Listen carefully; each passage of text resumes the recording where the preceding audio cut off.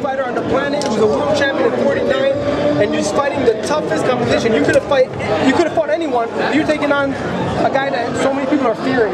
Well, I'm not going to say the fight's going to be tough. I'm not really going to say the fight's not going to be tough. I'll say that it's ironic how we can always predict a fight, whether it's going to be tough or not. I might make it look easy. There's a lot of fights that I had, in my career where people thought it was going to be tougher than what it really was. But nevertheless, I train and I think and I operate like everything's going to be tough. So I won't have a letdown or be surprised. So whatever it's going to be, it's going to be.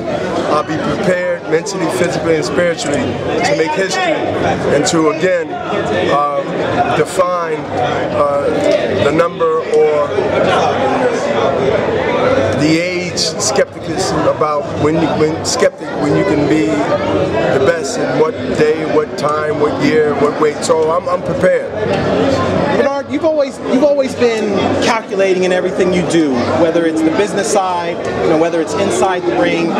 Did you see something in Kovalev that made you say, "Yep, let's do it"? That he was a dangerous puncher, that he comes to seek and destroy, and that to me is something that I love to challenge my own wisdom and also my talent to be able to go and say, okay, this is a guy where you cannot make a mistake. This is a guy you cannot underestimate. This is the guy that comes to seek and destroy. I mean, the Crusher it speaks for itself, but then when you back that up with a 90+ percentage of knockouts, I mean, some people run for those type of challenges. I embrace it because it keeps me honest. Fights like this really keeps me honest, especially if I'm in the game for the right reason. Which is what? The right reason? The right reason is to keep defining at this time and place in my life is that I am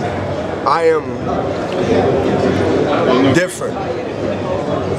And not only am I different, that no matter who is undefeated, not undefeated, how much money he or she might make when they fight and when they don't fight, including me, at the end of the day that no one has done or doing what I'm accomplishing right now in this time, 2014. No one in sports, period. I don't care if it's racing turtles, and if that's a sport somewhere in the world, then I believe that I am beating that when it comes to